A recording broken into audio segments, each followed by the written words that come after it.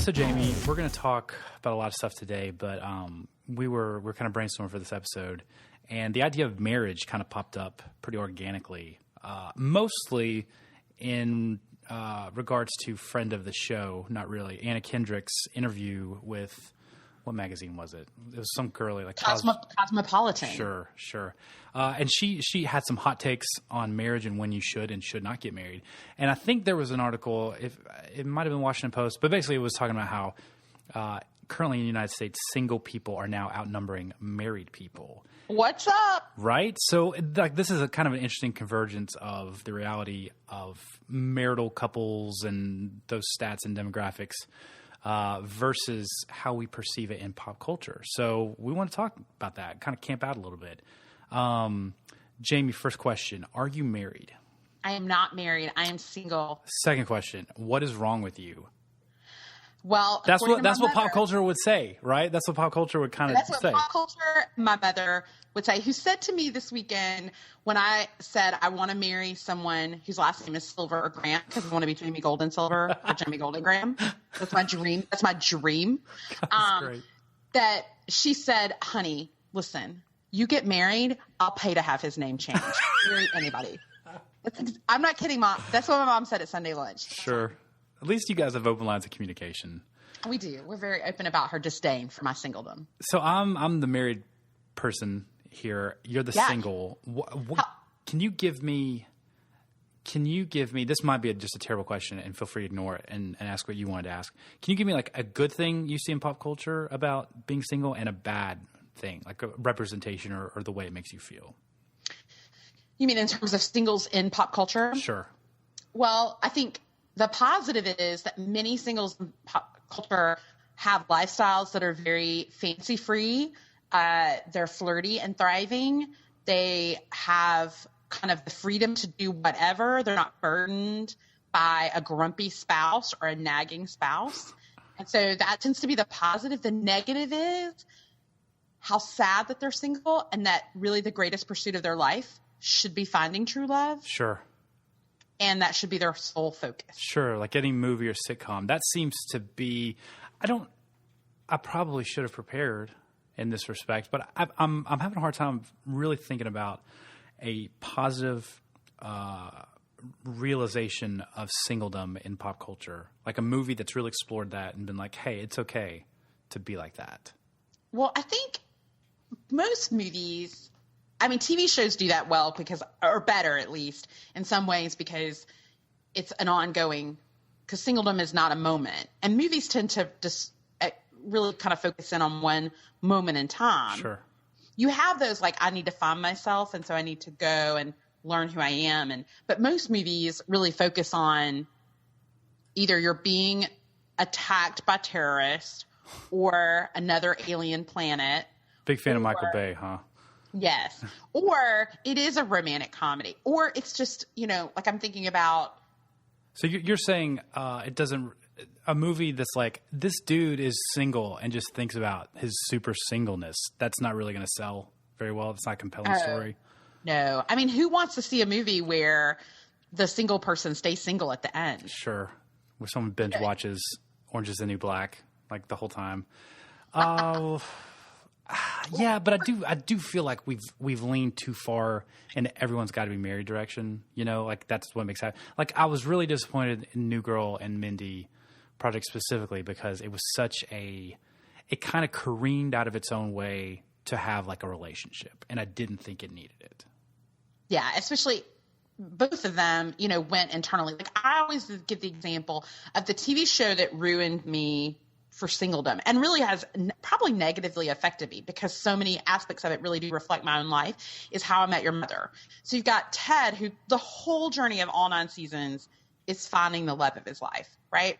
But what's hard about that show is Lily and Marshall, I feel like in some ways have positive aspects about their marriage. There are things about them that are cute and they get along and they fight and they disagree, but they really kind of are together. But what you learn from that show is that getting married ruins your life because now Lily and Marshall can't go as many places. They have to move out. They have to find another place to live. Then they have that god-awful Marvin child, and then that ruins everything. They can't go anywhere. They just have to strap on his back, and hopefully there's a storyline that they can fit him into. But what's weird is the other three, like Barney, Robin, and Ted, for them to be successful in this group dynamic. And what we love about that show, or I do, is how much they all really care about each other. And I have a group of friends that we're like that. We all really love each other, but I'm the single person in that group of friends. Mm-hmm. And so what happens is I think about constantly when I'm dating someone or interested in someone, how will they fit into that group? And really the only solution for it to work out well, as proven by How I Met Your Mother, is you have to marry within the group.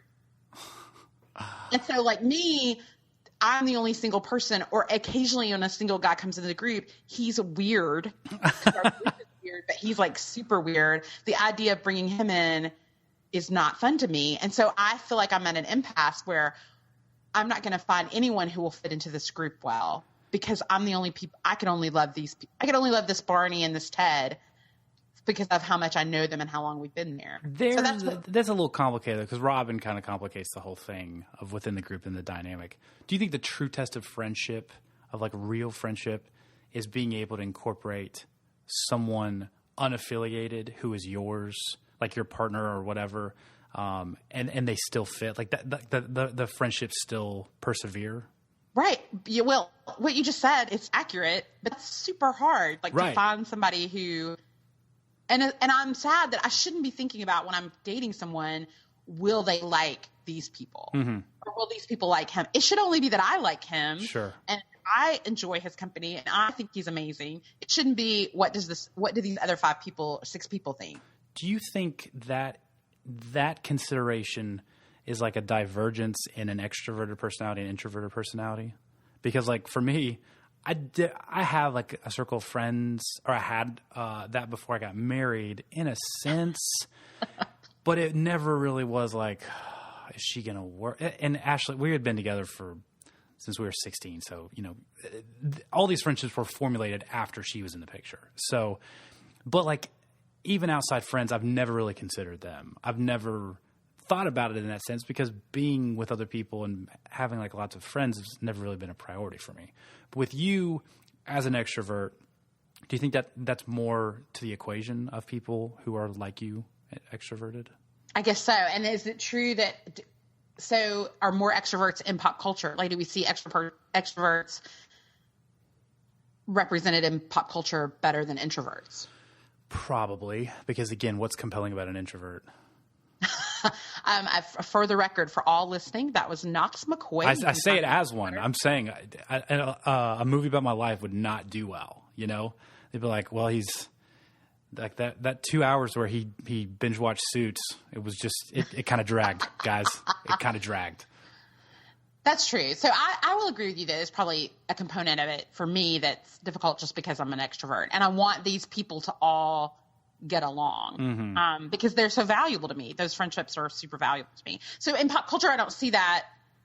It just gets kind of stamped in concrete in the idea that, well, if you don't get along, then you're in trouble because then you're going to lose. You're sacrificing this group of friends. Sure. Just like Lily on the show even made a joke about when they took the Thanksgiving picture, leaving out the date that any one of them had brought to the Thanksgiving dinner, because we're like, we don't want her in the picture forever because she's not going to last forever. Like This is not the person you're going to be with forever. Let's talk about age in marriage in pop culture, because that's what Anna Kendrick's interview in Cosmopolitan got at. She basically said anyone getting married, I think before 24, is insane.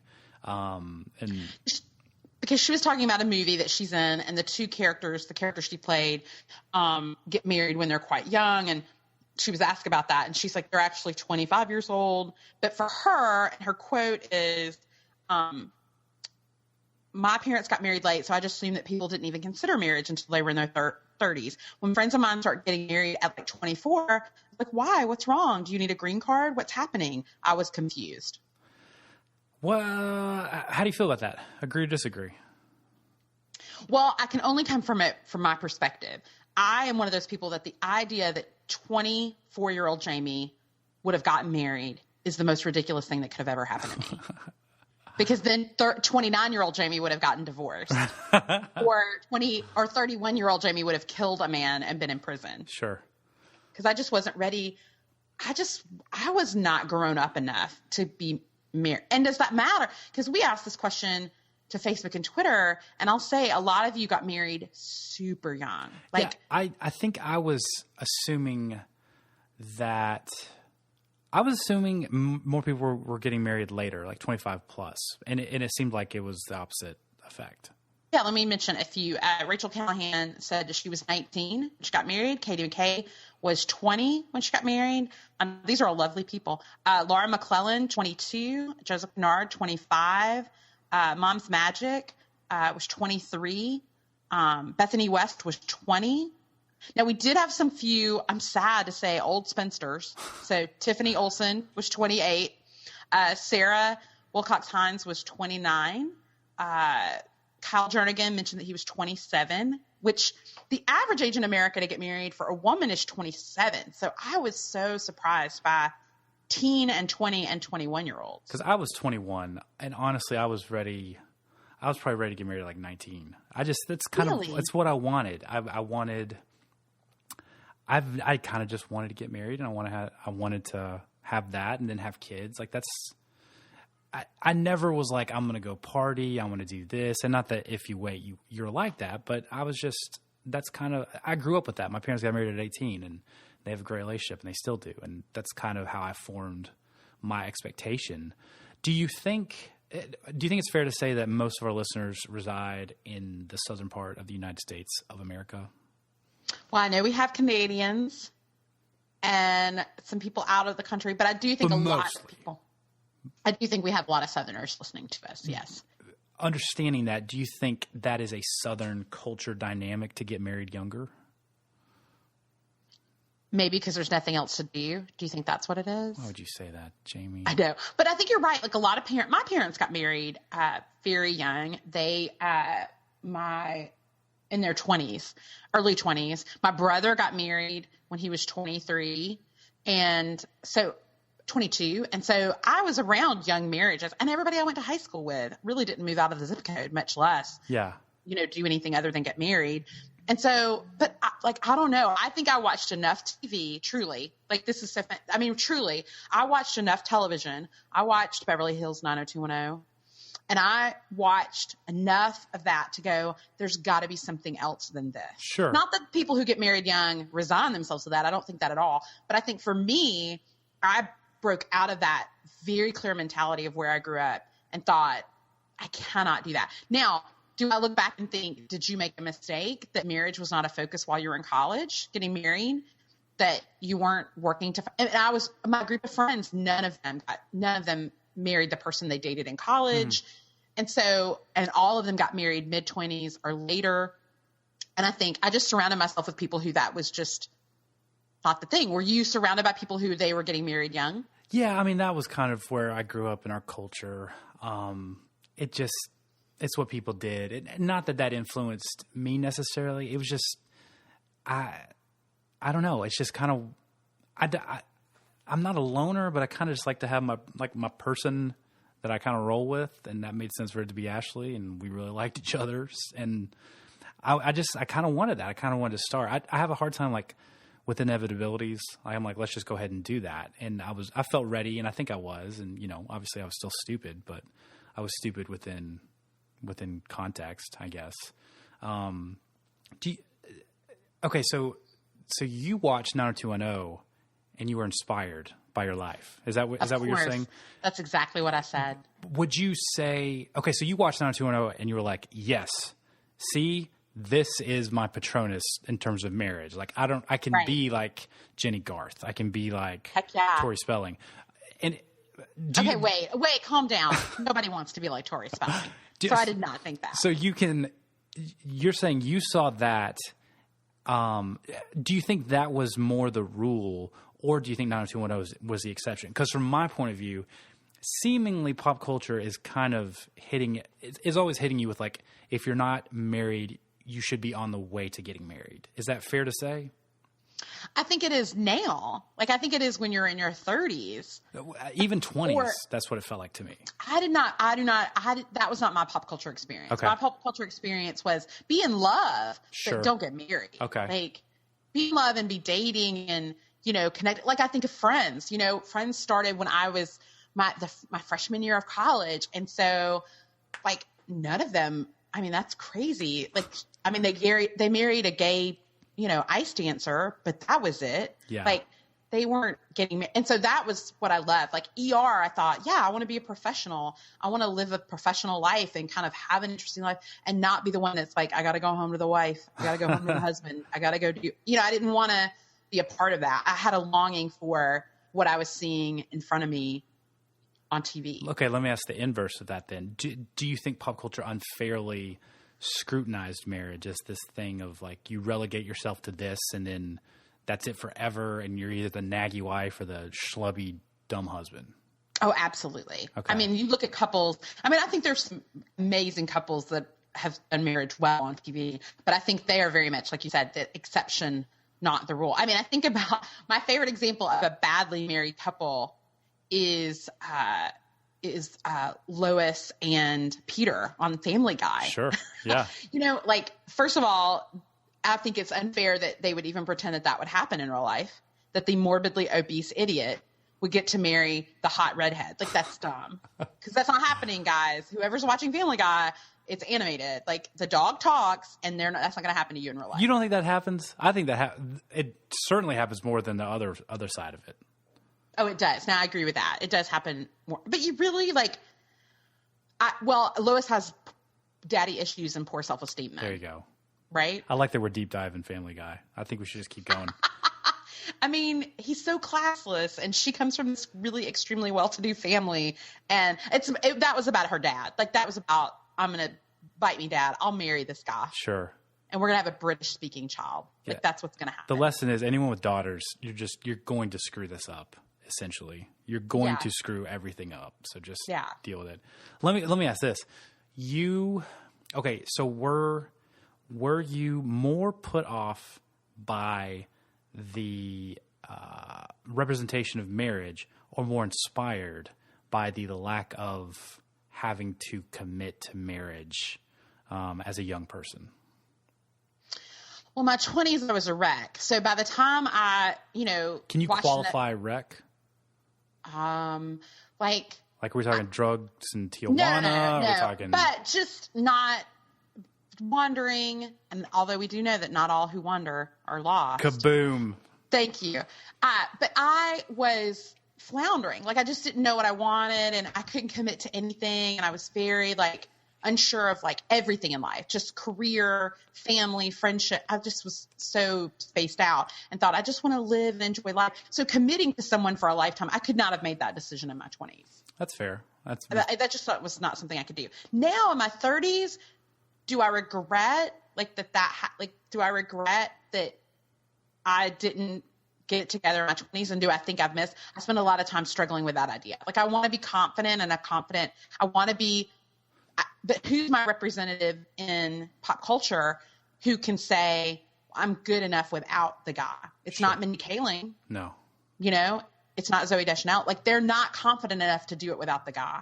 They're not. Do you have an avatar, a pop culture avatar that you look to and you're like, I'm still good? Well, I think it's always been Liz Lemon since and it's because Liz Lemon, it was a part of her life, but it did not define the show. Plus, she ended up marrying a guy named Chris Cross, who was gorgeous, and she was dressed as Princess Leia at her wedding. So there's nothing not fantastic about that. So Liz Lemon was really a hopeful, one, you had a leading woman on a TV show, and let's be honest, we're not going to see that consistently, like a show helmed by a woman. We're doing it more now. Sure.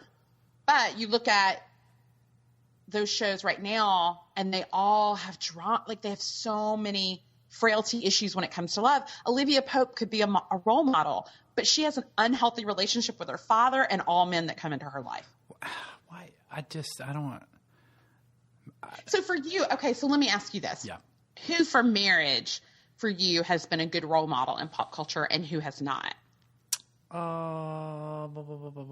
Honestly, not a lot, because I think it's easier to play to the generalities of marriage as opposed to really leaning in and looking at the complicated aspects, both good and bad. I don't know. I don't know if I shared this. I think there was a study last week. It talked about single people versus married people. And like they isolated, it was like 10 categories. Like, are you, rate your happiness in terms of like the rest you get, your free time, blah, blah, blah, right? And across the board in the individual categories, the single people always rated themselves happier, right? But in the broad rating of like, what is your overall happiness? The married people were more happy. Married people with kids, I should say, were more happy. And it's like, why is that? Why broadly would they be more happy, but individually they're more happy? Just because there's so many ebbs and flows and good times and bad times that kind of work to make the good way better and make the bad way worse, I guess. I know I'm talking in circles basically, but like the overall, like no contest, I won't even debate this with you, is the Taylors from Friday Night Lights. We are on the exact same page, my friend. I read a few like slideshows or whatever. Just like, am I forgetting anyone? Is there someone here that like I'm like, oh, I forgot they were a couple or they were married? And some slideshows, one was on BuzzFeed, they neglected to even include the Taylors. What? Do you know how offended I was? Like the impotent rage I felt. I was like, I'm so mad at this slideshow, and I have no way to like really get this out that I'm frustrated. Do you know why they left them off? It's because people think of Friday Night Lights as a football show who have not seen it. And then people who see it go, football is just a wallpaper for Eric and Tammy Taylor. That's right. It's to football like The Walking Dead is to zombies. It's just the entry point, guys. It's just an entry point. Marshall and Lily, like you said, from How I Met Your Mother, because I like the aspect of they are in it together and they have this dynamic that exists only to them, and we got to see it. And sometimes it's cheesy, but sometimes it's redeeming, and that's cool. And then Jim and Pam. I like the way they played that romance on The Office, and like the way they played it out into marriage. Yeah, it did not jump the shark just when they got together, which was nice. Right. You could continue to see. For me, I will say marriages, like pop culture marriages that I would like to emulate later in life, or sooner in life, God, if you're listening, that'd be great, is Cliff and Claire Huxtable. Uh-huh. Mainly because I would like to live in that house and have two staircases, one coming out of my kitchen, because that was pretty awesome. But they seemed like they could fight, and she was not just a nag, and they were each other's cheerleaders and supported one another, even though, and I liked the guy, the idea that he was funny and she was smart, but not, she wasn't, Leah Remini in King of Queens. She just wasn't a nag. I like that idea. And then currently on TV, I really love Christina and Adam Braverman on Parenthood. I would like to not have breast cancer. Sure. But I also would like to not have their children. Sure. I think that's fair. Because they seem kind of like the worst. But their dynamic in terms of her being a little neurotic and him being, pretty naive. I like that. I like that dynamic between them and how much they really just try to do the right thing. They're just trying to keep it together and fighting for their marriage through tough times. So I like that.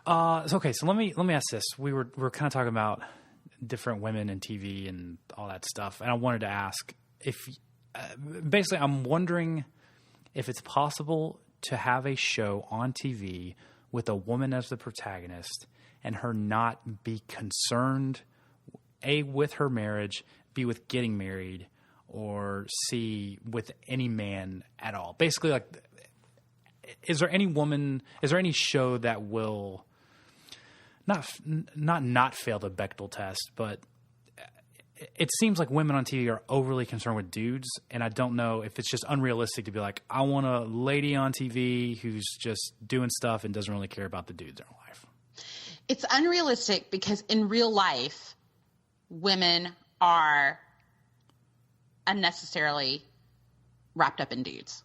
Okay. Do you know what I'm saying? Like, and it comes from a place of, like, I think about me as a kid, and this can be just my story. This may not be the story of other women listening, but, I watched Cinderella and Snow White, and there's nothing wrong with those things. Only Ariel is a skank. Nobody else.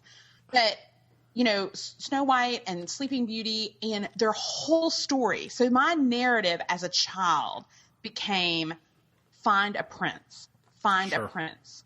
It wasn't about Snow White started a great business and hired these 7 dwarfs and then was very successful and ran her own board meetings. It was find a prince, find a prince. And so that narrative continues as you get into pop culture in any other format.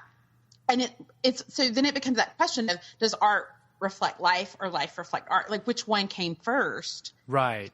For me, I think the narrative, I think we are designed to be in a relationship, just as human beings. So I don't know what comes first. So I think it's difficult because I think women struggle with that question all the time. I just don't think men struggle with that. I think you can create a show, Breaking Bad, and his marriage is just part of it.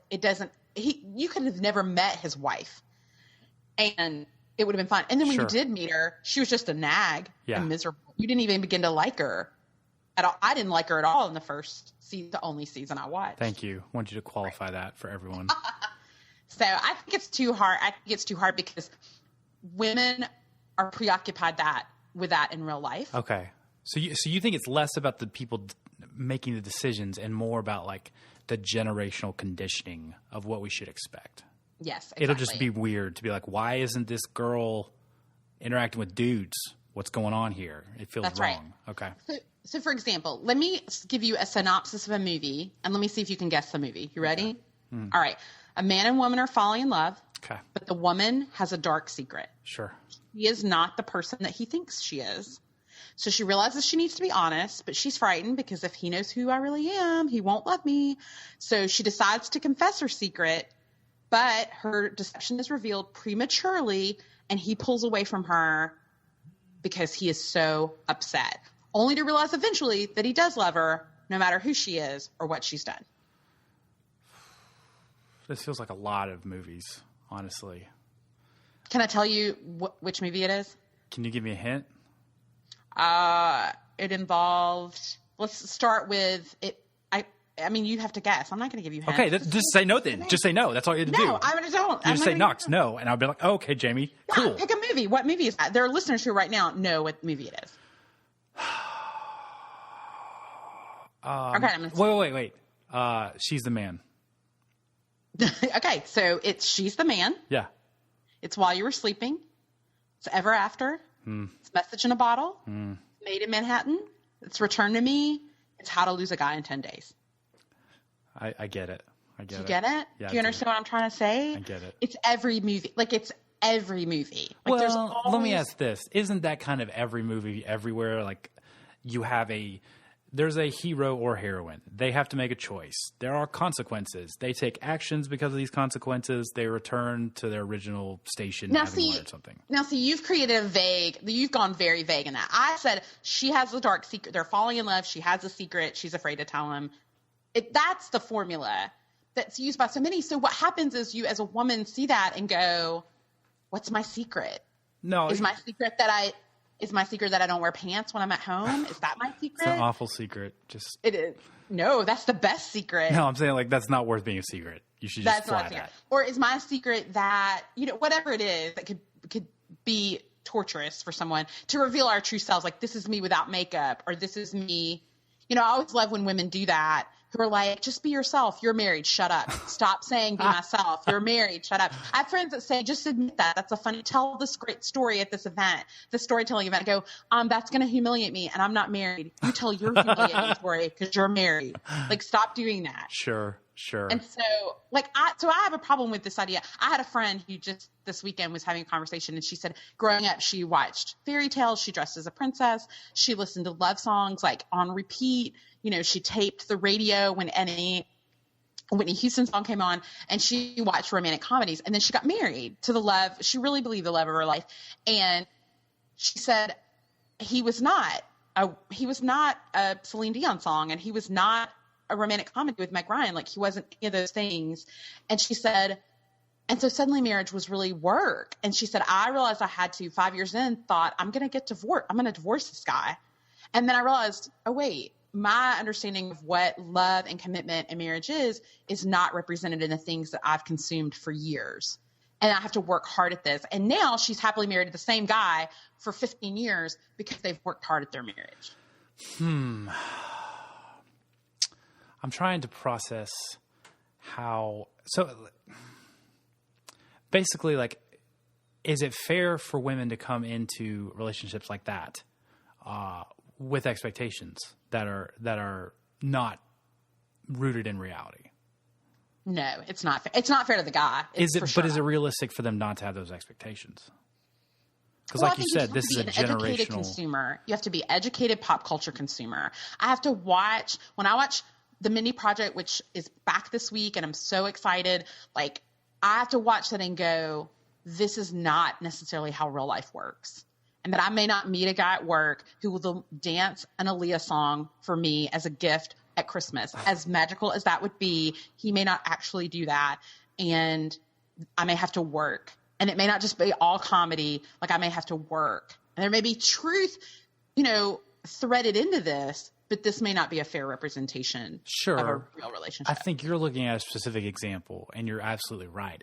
But can you make the argument that over time, as you're blitzed again and again with a certain point of view and a certain expectation you should have, is it fair to say, like, this is why people are having these expectations that are unfairly rooted? Yeah, I do think. I can look at it and go.